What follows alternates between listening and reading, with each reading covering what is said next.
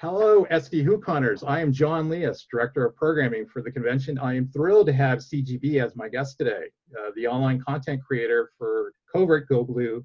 Welcome, CGB. Hi, it's really cool to be here. Thank you for having me. Oh, it's my pleasure. And yeah, my fans would be mad if I didn't take a moment and say, it's me, it's CGB.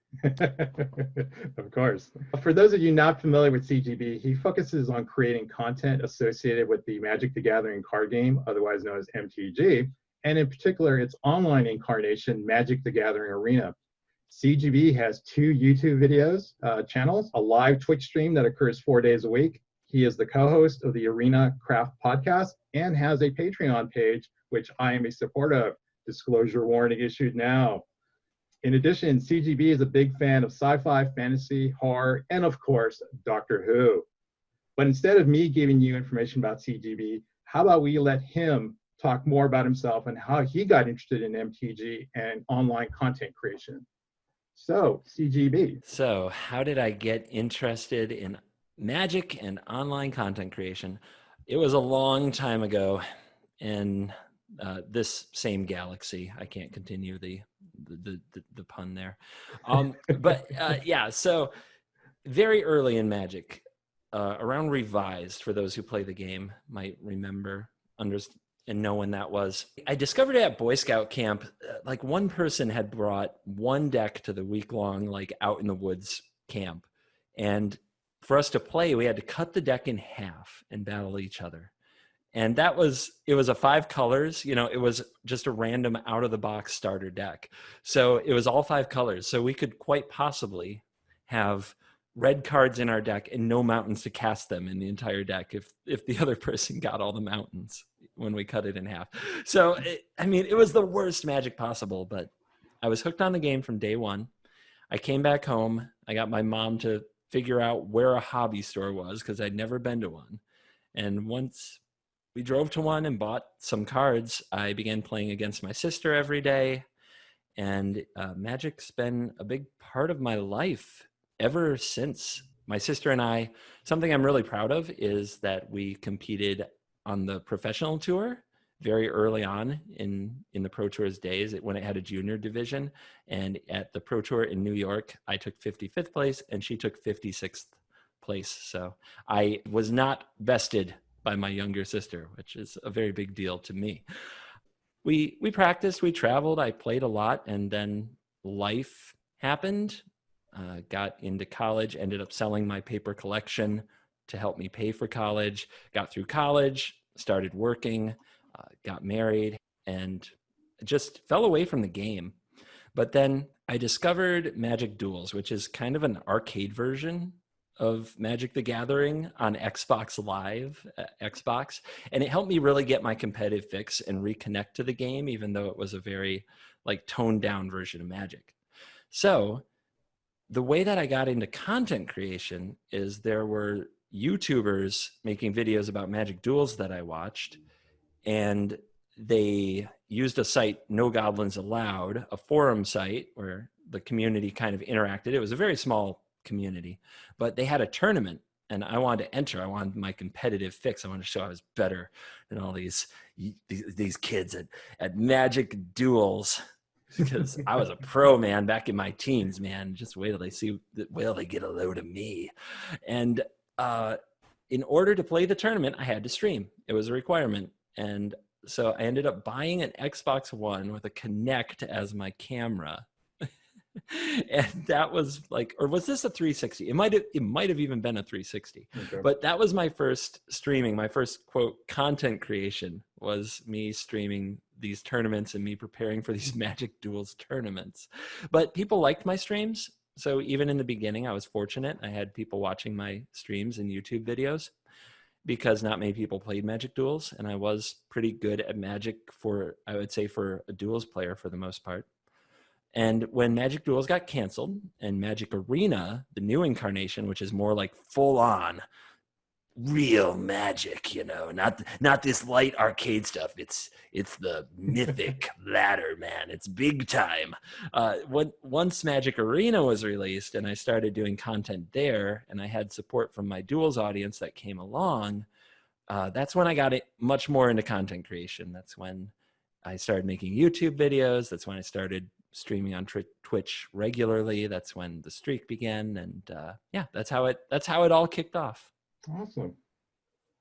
I think there's this misunderstanding that, especially for online content creators, that you simply just record a couple things, slap a couple things together, upload it to YouTube or whatever platform of your preference, and then you're done. And, being a fan of online content creation and fan films in particular, those of Doctor Who, I've been told that that's far from the truth, and I can believe it. So I was wondering if you could take us through a typical CGB day, so that way people can understand just how much work is actually involved in you creating these videos. You want a glimpse. You want a glimpse into the daily life of the one in Best of One. Okay. Yes. Okay. So I try to be awake with food in my stomach and active by about 9 o'clock. About 9 o'clock in the morning, if I'm like ready to basically attack my day and get things going, then I'm doing well. And then I head down to the office. And one of the things you have to understand about my channel, if you're not familiar with me, is that I do a different deck every day. So that's part of the challenge, is often I'm starting from zero on a number of days, but I can't even do that. I can't even open MTG Arena until I have inbox 0. I'm one of those people.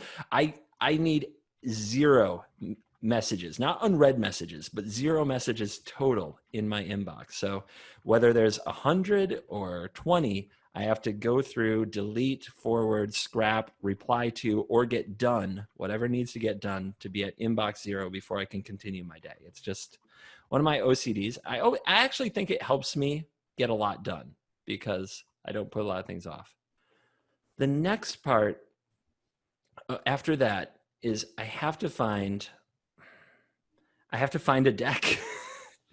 The new deck every day, right? Sometimes I know what I want to play. Sometimes the meta is trending this way. Sometimes the meta is trending that way, right? Yeah. And I've got to dive in. I've got to figure it out, and I've got to put something out there that I'll believe in. Now, Magic is a fickle game. Matchups are important. Best of One has a lot of randomness to it. This is the hard part. Once I've picked my deck and I go to battle, well, on a good day, within an hour, I'll have a lot of footage and I'll upload it. And I'll come up with a title and some stuff, and I'll get to move on with my day. On a medium day, it's probably more like 2 hours because my first draft of the deck was bad and I needed to change a few cards, or I had multiple bad games, or I had a disconnection issue, or something came up that I had to deal with. That's a medium day. On a bad day, like I could have bad luck. I could just have things not go my way. You know what I mean? So that could be like 3 to 4 hours of me banging my head against a wall, trying to get some footage that features me being me, showing cards, decks, interactions that I think are useful, fun, something that people would want to watch. And if I can put that together between 1 and 4 hours, I'm usually pretty happy about that. At this point in the day, assuming I got some footage together to make a video, I try to take a walk. I live in a rural area. I have a really sweet chocolate lab dog named Lily. She comes with me. I put on a podcast. I walk for 30 minutes to an hour. I listen to MTG related podcasts mostly to keep the inspiration going. And then when I get home, in about 5 to 10 minutes, I stuff my face with food and I turn on my stream. And from 4 to 6 Eastern, Monday through Thursday, it's showtime. And I say till 6, it usually goes till 7 or so. You never know exactly where to end. It's a matter of feel, right? So then it's showtime. Once the stream is over, usually there's such a buzz if you do a good show that I use that energy to go through the various forms of ways to contact me, ping me, or get my attention on Twitter, Discord. Email sometimes needs to be revisited. Whatever the social media is, YouTube comments, I try to spend that time interacting or seeing what fans are doing and trying to respond to things where I can, as well as business stuff. A lot of people want to contact me about various things. And that usually takes 1 to 2 hours. There's just so much inflow of that stuff. It's kind of insane. So hopefully by about 8 p.m., I can head upstairs and sit down on the couch and just be in one place with my wife, and we can put something on TV and watch it and enjoy that together. And oh yeah, this is normally on a really good day, like there's dinner waiting if I'm a lucky man.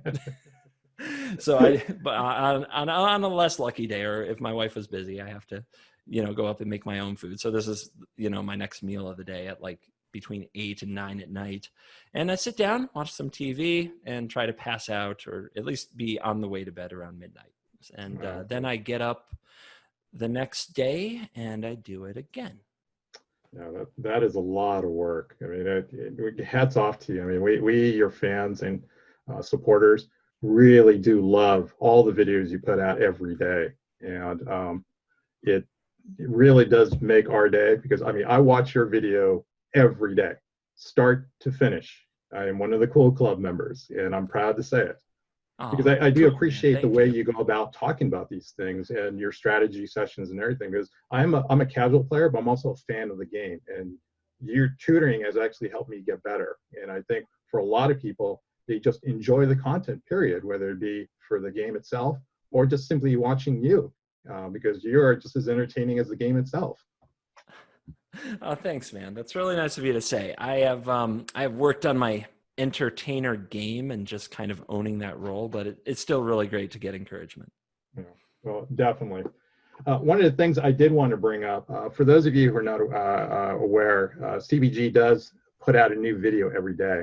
And as of today, Friday, October 2nd, we are now on video 606 straight days of a new video. I mean, that is just incredible. I mean, there's some content creators who don't put out 606 videos in a lifetime, let alone in 606 days. How do you go about trying to avoid burnout? Because I know that's something a lot of online content creators and fan film enthusiasts experience. What are some of the methods that you use to make sure that you don't ever reach that point? So there's two things, and one I think a lot of people will get into. It will make sense to most people. They'll say, yeah, that's really, like, I like that, I can try that. And then the other thing is, I think, something that's just inherently me. It's not something that I see duplicated very often. So we'll start with the one that might be more practical advice for people trying to make content. In Magic specifically, there are these phases that we go through, these cycles, when about every 3 months, we get new cards. New cards are like Christmas. They're the best. New cards are amazing. And when cards are new, when they're well made, when it's a good set, which a lot of them are, it's actually very rare for this not to be the case, you feel very inspired. Everything is new. You want to try all these different decks, all these different options, all these different play styles. You're not sure for sure what the best is. And when you're not sure what the best is, anything that could be the best, there's kind of a race to find all the things that are cool and show people and talk about them. It's really fun. Like, that's when content creation is fun. Most people don't have any trouble making content when there are new cards to play with. When a month goes by and we find the best deck and everybody's playing it, it gets frustrating because it beats all of our cool ideas. When 2 months go by, we're just sick of that deck altogether and we never want to see those cards again. And we just want new cards to possibly get rid of the best deck, because that's the way it is. So whenever I'm feeling really inspired, whenever I'm really into the game, it's not very difficult for me to sit down and come up with like 30 deck ideas. And that's like a month worth of content. And I think most content creators can and might do that. When you're inspired, like, and you do this every day, getting ideas for what to play is not hard. So I always remind myself when I'm at this point that it's temporary, that the day is coming when I am not going to feel inspired and I'm going to have no ideas. And on that day, I'm still going to need a video to put up. So I record ahead. I try to record 2 or 3 videos a day while I'm feeling energetic, inspired, and excited to be doing things. And then I put them up over time. I think that one of my favorite times when I did this was during a very solved format, a very stale format, as they call it, when people were very sick of the current meta. I spent 2 weeks on a beach in Barcelona And the streak continued with videos I had recorded back when I was feeling inspired. And my competing content creators, you could tell, I think, were really feeling the pinch of that format because, you know, they were frustrated, and the videos kind of are like, I'm so ready for new cards, I'm so ready for rotation. My videos were very like happy, like excited, trying things, and it's because I recorded them at a time when I was still excited. And I think that that shone through because my channel actually grew a lot while I was on a vacation. So recording ahead is one way that I manage burnout, always remembering that those inspired moments are temporary. The second part I know is not quite as common, and it is something that I talked about in one of my videos. I just feel so much stronger and so much better and so much more confident when I am doing things not just for myself, but for other people and for something, a cause, or for people that I care about. And it's kind of that trait that drives me, because I think I think it makes sense. I think a lot of people would agree. I wouldn't continue the streak if nobody was watching. I'm not that passionate about making videos. I would probably play Magic every day, but I wouldn't make a video and put it on YouTube every day if no one was watching. But over time, as my videos reached hundreds, then thousands, and now tens of thousands, and I received the messages, you know, especially this year, like things are really hard for me. This is the stuff that's going on with me. And your videos, just having one to watch every day means a lot. It's been like my rock during these tough times. I've had people reach out to me who have like real psychological disorders, like real trouble in their life. And the consistency of having an hour with me every day really does keep them going. Like they want to see what happens tomorrow because I release a video.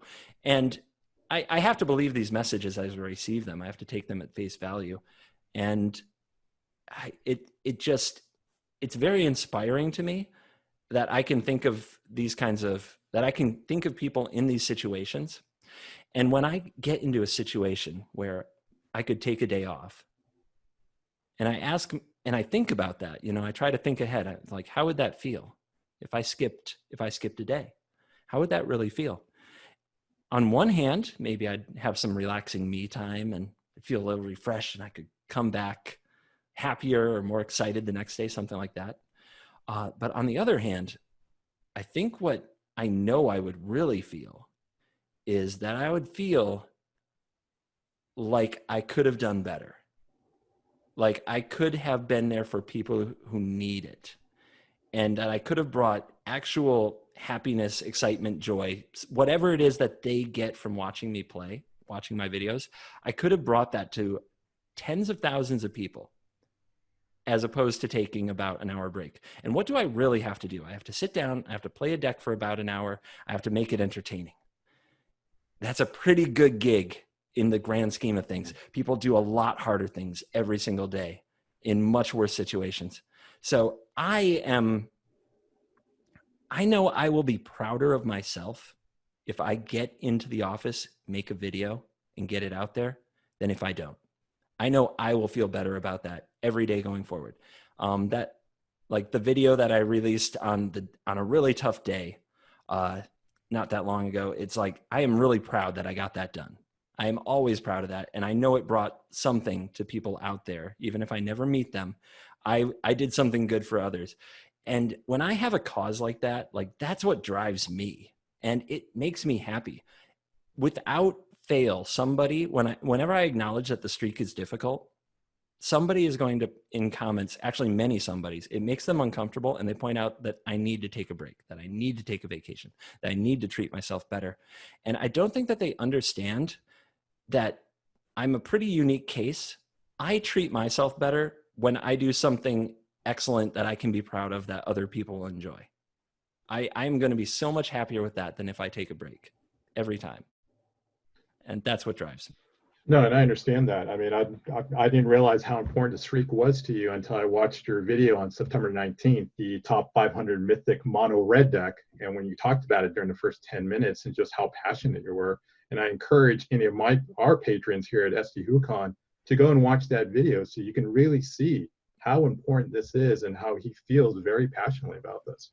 Now, one of the things I'm interested in learning about a little bit more is your interaction with your patrons and fans. Has that changed over time, or were you always interacting with them from the very beginning?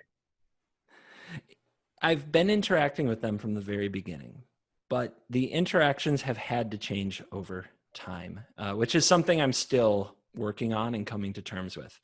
My mama did a great job raising me, Midwestern manners. And when somebody asks me a question or cares enough about my opinion to seek it or to say something to me, I've been pretty much trained my whole life to be very polite and to treat them well and to make time. So from the beginning, when people wanted my opinion and had questions, and I thought they were in good faith, not necessarily challenging my ideas or things of that nature, I always would make time and try to reply to them. And as I grew as a streamer, I would read like every message in Twitch chat, and on YouTube, I would read and reply to every comment. And I took that as like they took time out of their day to seek my, just whatever it was, my opinion. And I just wanted to give back because they took time out of their day to watch my content.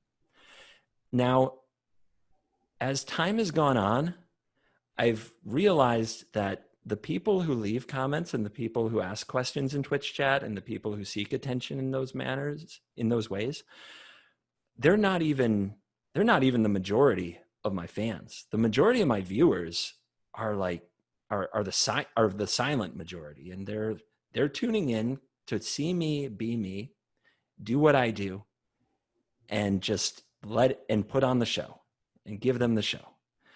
And the more that I divide myself into tiny fragments of tiny slivers of like feedback or acknowledgement for all of the different people who are looking for attention, the less of a show I'm putting on and the more I'm just kind of dividing myself.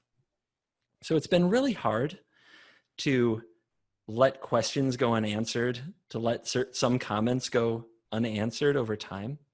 But it's for the right reasons. And I do believe that. It's not because I grew lazy or because I don't care about my fans. It's 100% because to serve the majority, I need to remember that they're the silent majority and that the best way to serve them is to put on the show, to be focused on the things that most of them want to see, which is me battling for my life on the edge at one life, facing down a board of aggro, finagling a way out of it. You know, they want my full attention and they want to be in that moment with me.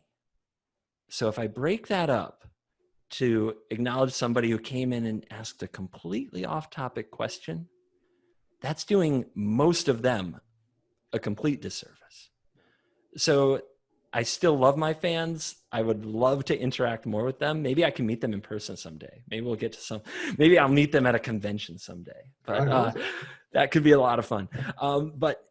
Yeah, the way that I interact has had to change so much, and I'm still getting comfortable with it, to be totally honest. So if you are a fan out there that I haven't responded to your question through one of the millions of ways that I receive them, I do care.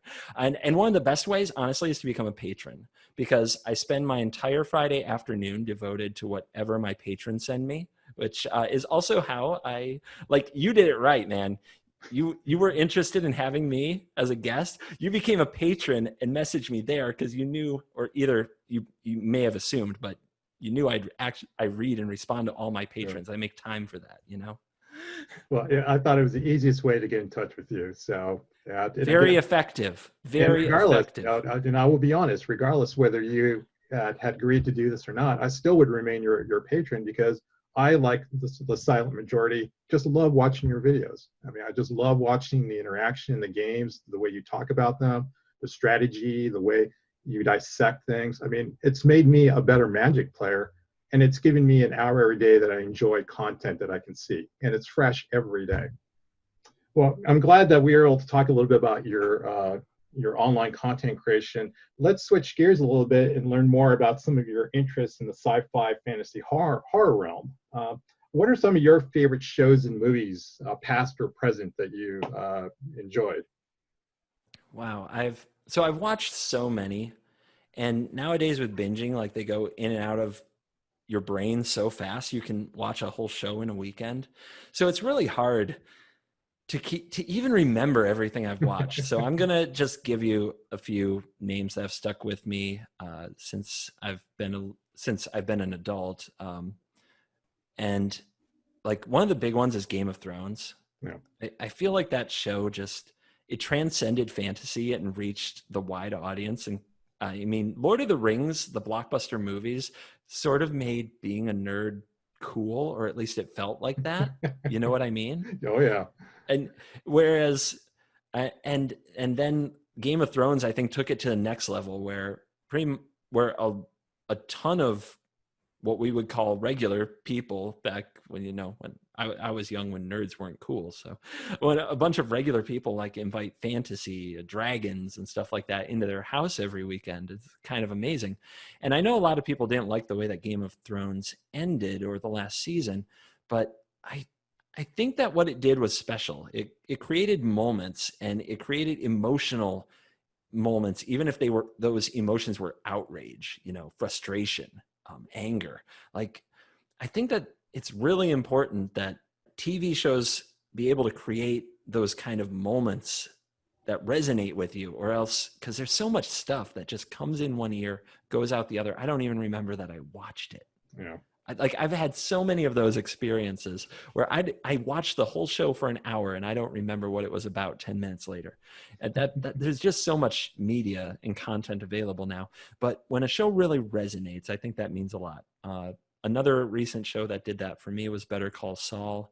I liked Breaking Bad. Better Call Saul is like a really kind of different experience. It's very character driven, but I can't be on an Apple device while that is also on my TV, because I have to pay attention, because somebody's reaction, like just the look that they give something, foreshadows whether they're going to live or die.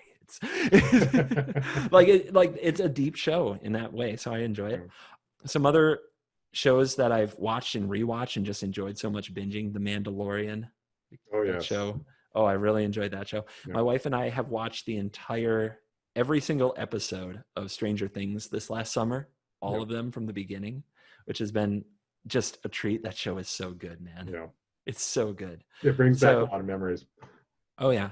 But speaking of bringing back memories, I'll give you one from my childhood, because like my childhood revolved around this show at a certain age. My sister and I lived our whole lives around getting to Sunday night and watching the X-Files. Oh yeah. Oh yeah. Oh yeah. We every day we'd be like, how many days till Sunday? We would, and on Sunday night we already had 2 bags, not 1, 2 bags of popcorn popped and ready in position, 2 cans of soda each lined up, so we didn't have to go anywhere for the next hour. We could just enjoy the X-Files. That show did so much for me as a kid in the sci-fi genre, and I loved it.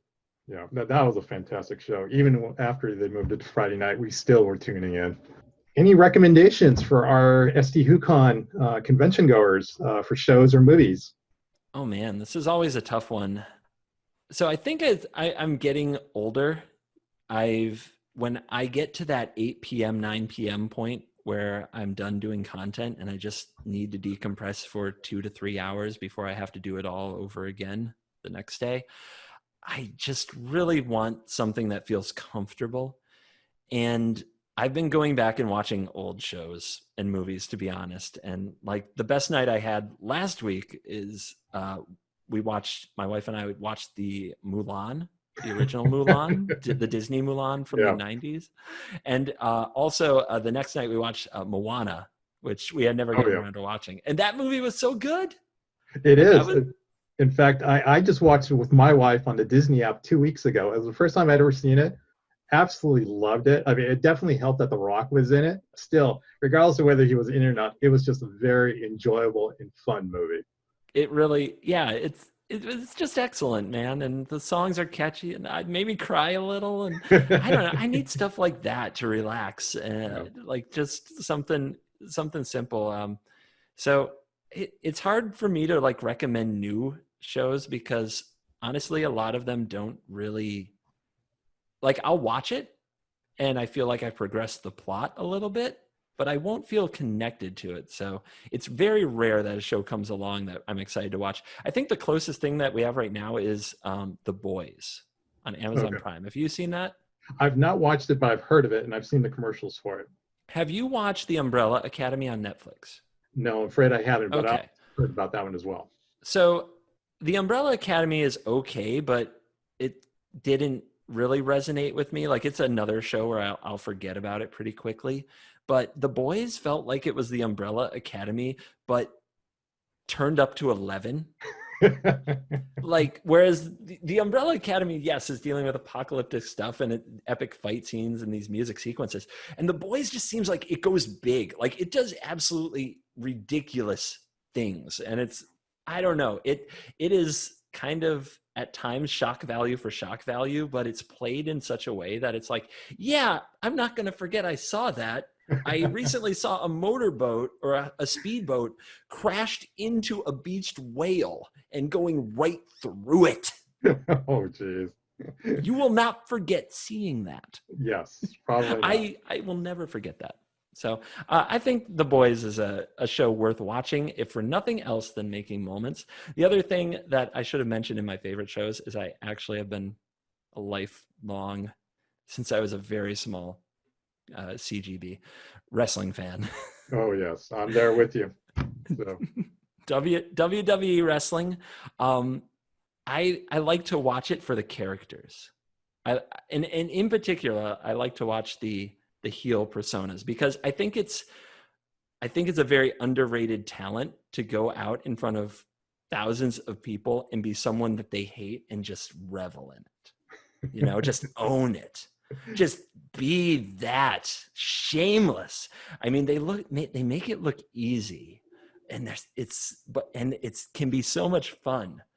Oh my gosh. So I learn a lot watching that. And then the other thing I'd recommend to anybody who wants to get into content creation, I would recommend watching like really successful streamers and YouTubers, because I thought I knew, like I spent most of my time on YouTube and Twitch watching magic content. And my own content got a lot better when I started watching big time streamers and content creators doing non-magic content, because I learned a lot of what I could take from them and build into the magic ecosystem. Because I mean, trying to make magic entertaining, there's plenty of people who stream magic. There's not many that are going to go through what I go through to make it entertaining. And I think that's why it works. And so I watch Dr. Disrespect, even though I've never played a game of Warzone. I don't play any first-person shooters, but I watch him because he makes everything special. Like every day that he has a stream is special. He's always training for some big tournament or playing a big tournament, or he has a special guest coming in, or if it's just a freaking Wednesday, you know, he gives you like a pregame speech. Like he comes on, he has this whole intro where like he gives you like a locker room pep talk. It's like, it's not just Wednesday. We're going to make it the greatest Wednesday in the history of the world, you know? And it's like, when I started bringing some of that to my content, trying to make today matter, it's not just another day in arena. It's a day in the arena with me, CGB, you know, and we're going to freaking get it. Like it gets people so much more invested, because nobody wants just another day of you turn your stream on. I guess we play Magic. Format's kind of bad. yeah. Cards are kind of old. It's like they want something worth remembering. Because I would be a hypocrite, man, if I talked about all those TV shows that I found forgettable and then I just came on every day and made no effort to make you remember me. Oh, and I think that's going to be hard considering that for those who don't really watch CGB on a regular basis, there's CGB as we're witnessing him right now, and then there's evil CGB. Yeah, everybody loves watching evil CGB just make an appearance and just start destroying opponents. So, Yes, yes. Evil CGB comes out when he must, yes, and in fact, when we the will meta get back to the requires. evil CGB in a moment. All right, just another quick question. Big one here. Star Trek or Star Wars? Oh man, I can't have both. No, No. sorry, got to pick one. All right. I I'm going to open a bit of a rabbit hole on this one. I'm going to have to explain it because it's not a short answer, but I'm going to set it up. Here's the short answer. I'm going to pick Star Trek, even though I'm 100% positive I've watched much more Star Wars. And the reason for it is my dad. When I was younger, my dad, when I was very young, like I don't remember when it started, but like I remember very early on, my dad had me watch Return of the Jedi. And my dad had this subscription. This is going to date the experience, but he had this subscription where every week we would get a VHS tape in the mail that had 3 original series Star Trek episodes on them. Okay. All right. And we would watch that tape, and sometimes we'd watch it multiple times. And he also got other things this way through the mail. It was Netflix before Netflix, I guess. Netflix before the net. That's what it was. And Outer Limits, Twilight Zone, the original Doctor Who. Like, these are all things from his childhood that he shared with me. And the original Star Wars was like the one I love the most. Captain Kirk, Spock. And he would use sci-fi movies and television to teach life lessons. It wasn't just that we watched the show together. He would try to find something to give me and my sister that would help us later in life. The one I remember and use the most is from the movie Aliens. This is the scene where Sigourney Weaver is about to go down into the hive. That she's got about 10 minutes till the entire freaking planet explodes, of course. And she has to go into the hive, fight the queen and the swarm, and rescue the girl and bring her back all in a couple of minutes. And there's this brilliant moment where she's in the elevator going down and the camera just sits on her. Most of the time you just cut from gets in the elevator open, she's at the bottom. Not this movie. James Cameron lets the camera sit on Sigourney Weaver, who is in this elevator going down to do this impossible task with all the pressure in the world upon her. And she just closes her eyes and she breathes. And it just lets that moment breathe. And my dad pauses the video and he says, someday you're going to have to go do something that is difficult and something that scares you. Before you do, take a moment, close your eyes, breathe, picture how it's going to go. Picture what you need to do. Picture how you need to make it happen. And then go do it. And so many times in my life, I have had to remember that. And it's helped me so much. So that's the idea of my sci-fi dad and how he taught me things with shows. And I'm picking Star Trek first because way more lessons in Star Trek. There were so many. And then secondly, we had all those lessons and all that time with my dad from the original series. When I got a bit older and I started my own company and I had employees working for me and a team around me, that's when I discovered the Next Generation. Oh. And yeah, Captain Picard. And when I saw the way he commanded the Enterprise, Kirk was always like, he just leads the landing party. He's the first one in. He's doing barrel rolls. He's just macho at all times. He's alpha mailing, macking on all the green gals. But Picard was, he was a real commander, a real captain of a ship. He had the best people around him. He trusted them to do their job. He also expected them to do their job. And, make it so. It's so simple, but it's a command instead of like trying to do everything yourself, trying to be the center of attention. Just instead being that kind of leader. That's what I wanted to be. So that's why Star Trek wins. Okay, awesome. Yeah, I mean, nobody messes with Captain Picard. So let's get to the elephant in the room, Doctor Who. So when did you, you've talked a little bit about it, but when did you first learn about Doctor Who and begin watching it? I began watching with my dad, those VHS tapes that I mentioned. I've got to be honest, it wasn't the main course. You know, Doctor Who night was always a little more like, can we have some more Twilight Zone, some more Outer Limits? Are you sure we can't watch Star Trek again? It didn't quite do it for me. I don't know. My first Doctor was like, had white and curly hair, and I don't even know which one that was necessarily. It probably was the third Doctor then. Yeah. So anyway, like, the main thing I remember from watching that at all was the Dalek and the exterminate and the rolling tin can with the laser beam of doom. And it just wasn't, even as a kid, like, it didn't really connect with me. So that was my first exposure to Doctor Who, but it thankfully was not the last. Right. I would, like a lot of people, I rediscovered Doctor Who when my wife and I were looking for some TV shows to watch.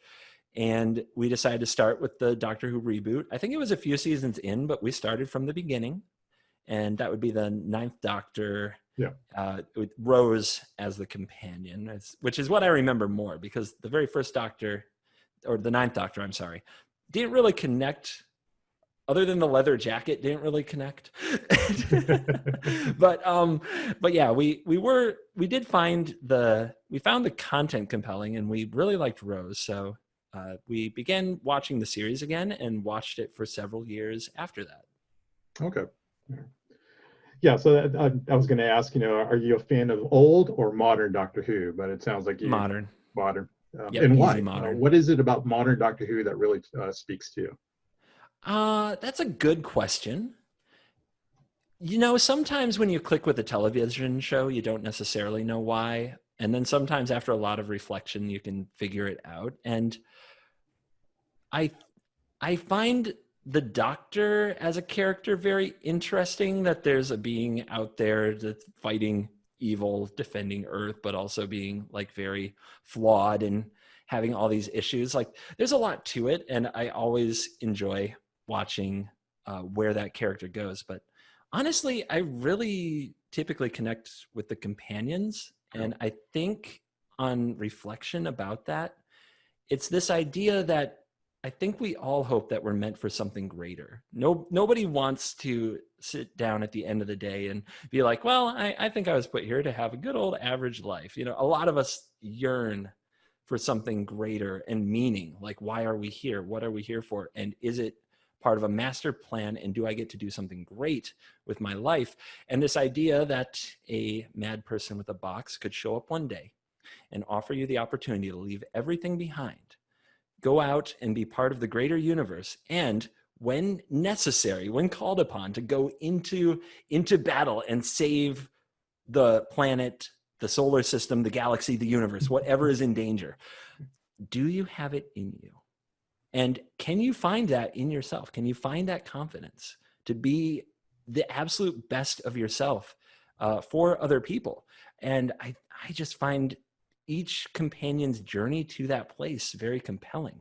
So I think that's why I like it. I think that's what I really connect with. Oh, good. Yeah, I mean, I think there's a lot of people who agree with you, because in many ways, the companion represents us, the viewers, and viewing the Doctor through their eyes. So that's not unusual to hear that. All right, here's the big question. Who is your Doctor? Mm-hmm. So the first one, and the reason I got to keep watching the show, because my wife gets the say in what we get to watch. Honestly, I don't get to watch many shows without her, because that's our time together, is watching TV. When my wife saw David Tennant, yes, there was a new there was a new member. There was a new member of our household, a new member of the family, because my wife was really, like, still is really, that's her Doctor, no question. My hair, she would tell me right now, my hair is a bit too flat. That's why CGB's hair in videos is usually high, crazy, out of control. The wife has say in hairstyle, and she still wants the wild. And I that's where it began, man. That's when Yeah. I knew I had to up my hair game to just Wow. stay in the picture. You know what I Yeah, mean? I know the feeling, my friend. My wife is the same So yeah. Your wife is your wife is a Tennant fan as way. well. Oh, big time Tennant fan, Mm. yes. Just So that goofy charisma, that presence on camera, the eyes cannot stop watching. You don't know what's coming. yeah. You just don't know what's coming. And it was really fun. And I actually, when he left, it was really hard. But I found Matt Smith so awkward and so strange. And it took me a long time to warm up. In the end, I see a lot of myself in him because I am also very awkward. I also don't always know how to be, and I do and say goofy things that just come off kind of strange. Not the best in a party, that kind of stuff.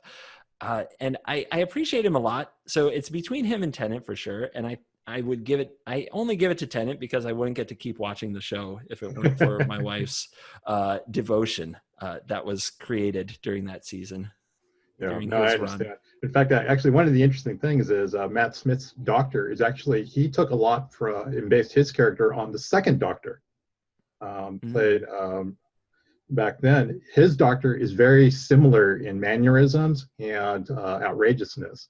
What the second Doctor stands out a lot because he used to wear a big brown fur coat everywhere. So if you're interested in seeing some more of those episodes, I recommend Second Doctor because he's my second favorite Doctor. But we'll get back to that in a little bit. All right. If CGB was to be made the showrunner of Doctor Who, what kind of episodes do you think we would see? Oof. So first of all, I'm not a professional showrunner. So I don't usually have the opinion that I can do it better than the people who really commit to this, but I'm going to use a cheap answer, kind of a dodgy answer. You're just going to have to take it. You would be surprised. You would be surprised.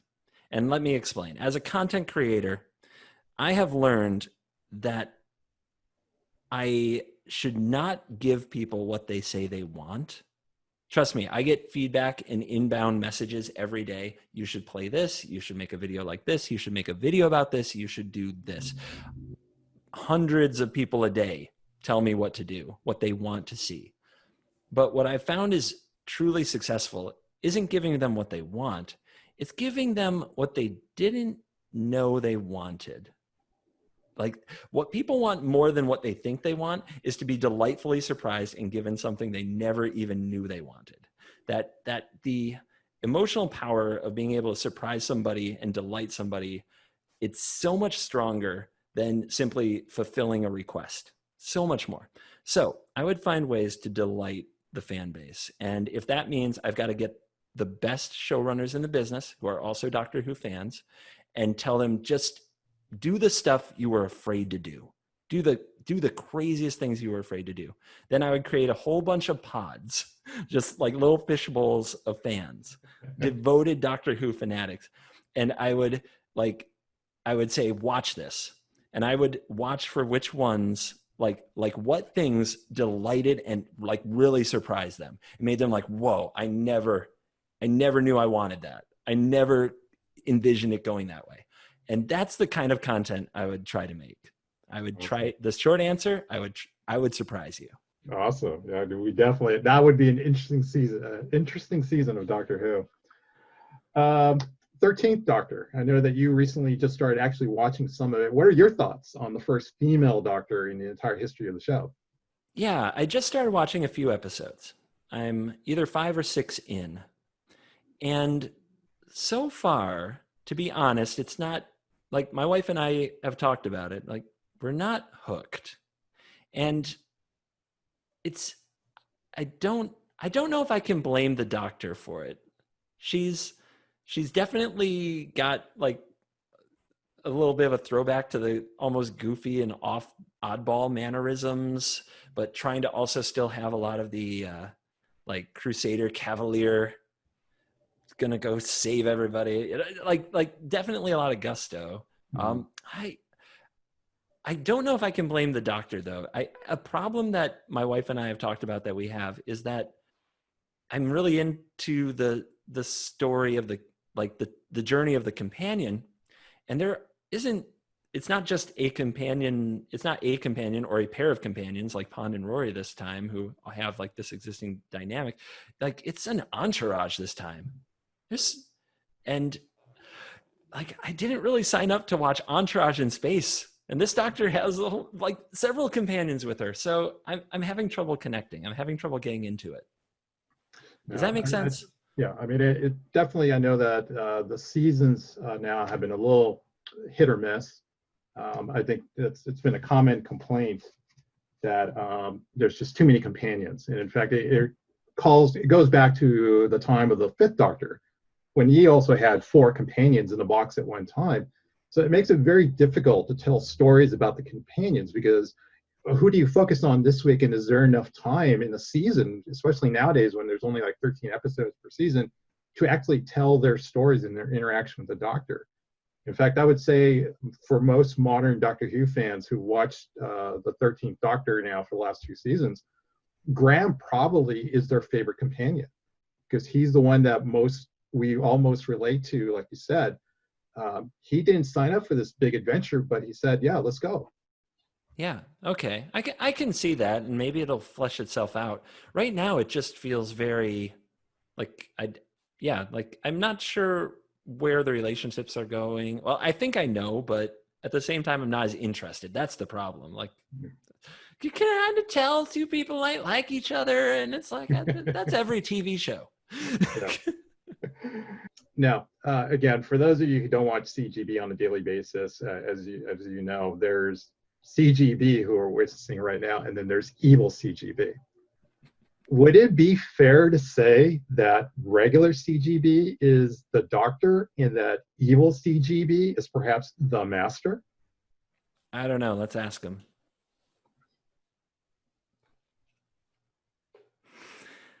Master?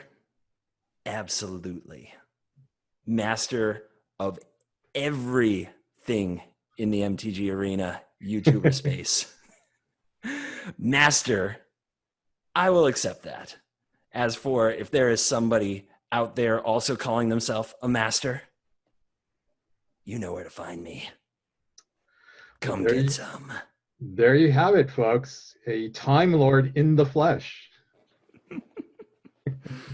Oh, man. I love it. I just love the character, dude. I can't express enough how much fun it is sometimes to play a character, and especially to play a punchable character. It's something that's hard to express how much it's kind of changed what I do. No, we love watching CGB, and we love watching evil CGB, especially when he's taking out red mages. So that's always fun. All right, CGB, I just want to thank you again for taking time out of your busy day to join us at SDWhoCon for a panel to talk about not only your online content, but some of your loves when it comes to sci-fi, fantasy, and horror, and Doctor Who, of course. I am happy to announce that there is a possibility that CGB will be a guest at SDWhoCon in 2021, in October of next year. This is contingent on a few things, like maybe actually being able to hold the convention in person, and then there's a few other things that hopefully we'll be able to work out. But yes, if everything works out well, we will hopefully host CGB at the convention, and he'll be doing a lot more than MTG. Ooh, that sounds promising.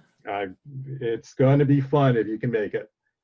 Now, one of the things I did want to ask you with your help is, for the past 2 years, I've been doing a live Dungeons and Dragons Doctor Who mashup, where we actually play Dungeons and Dragons. I have a couple of attendees who play the 4th Doctor, the Master. Last year, I was able to ask entertainer outfit known as Idiot's Lantern to come down to our convention, and they played all the characters that they interacted with. If you are able to make it, of course, I would want to hold a Doctor Who, Dungeons and Dragons, MTG mashup. And I would want you to play all or any of the MTG characters that somehow would find their way into the adventure. Any and all of the characters. You have a lot of faith in my abilities. Hey, I see it every day, and I'm sure that you are more than up to the challenge.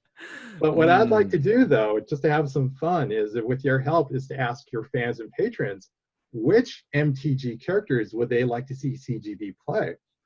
Oh man, do you know how trolly my audience is? Oh, I do. I've seen it, but they're gonna have me play Fibblethib or some fungus.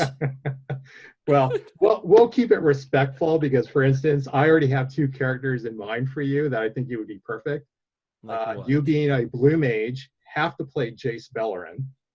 Yes. Then I see a little bit of Niv Mizzet in you, which I think would be hilarious as well, considering his personality. And for those of you at SD Whocon who are not familiar with these characters, do not worry. There will be a primer. You'll know who they are by the time the convention arrives. But I think it'd be a little bit fun if we can just get some opinions. Because, I mean, I'm actually a fairly recent MTG player. I only actually started playing last summer. And so for me, I've been going back actually and reading some of the lore associated with MTG. And basically, I've gone back as far as the War of the Spark and maybe some of Karn's history, but that's about it. So I know there's others out there who know a lot more about this, including yourself. And this is your opportunity to play these kind of characters, and it's going to be a lot of fun. I mean, trust me, last year was epic when we did it, and we're actually going to do a live version of it on the internet for the convention this year. So that will kind of give you an idea of what we're hopefully going to be able to do in the flesh. But we can always talk about that at a later date. But yes, folks, if everything works out well, CGB will be at the convention playing MTG characters in the flesh. My friends, I'm a showman. Show me to the stage. And I am more than happy to lead you there. You even have your own chair. Oh baby! I also want to get some time in California, man. Michigan's already getting cold, so I'm down, man. I'm there. The other thing I've got to make sure too is that there's a cooler with Mountain Dew available for you as well. Good. That's a good fan right there. That's a good fan. That is. Just before we go, I'd like to just mention really quickly our convention charity that we're sponsoring. It is known as Pegasus Rising. You can go to their website at www.pegasusrising.org. They are an organization that is dedicated to helping servicemen and women who have come back with PTSD or traumatic brain injuries by using horses for therapy. I know that times are tough for them right now, and they really could use everybody's help. If you have the opportunity, please go to their website, read more about their mission, and if you can afford to do so, donate to them. There's a very honorable work that they do, and it would mean a lot to us here on the executive committee of the SD Whocon if you could go ahead and do that. CBG, again, thank you so much. It's been a pleasure having you on, talking to you about sci-fi, MTG, online content creation, and again, hopefully we'll get to host you next year. Oh yeah, hopefully. Next time, hopefully it's in person, my friend. Absolutely. And if I can get you for another interview between now and then, I definitely would love that. It could be fun. That could be fun. All right, then. All right, SD Whoconers, thank you for watching our panel today with CGB. Please enjoy the other panels that are going to be posted throughout the weekend, and take care.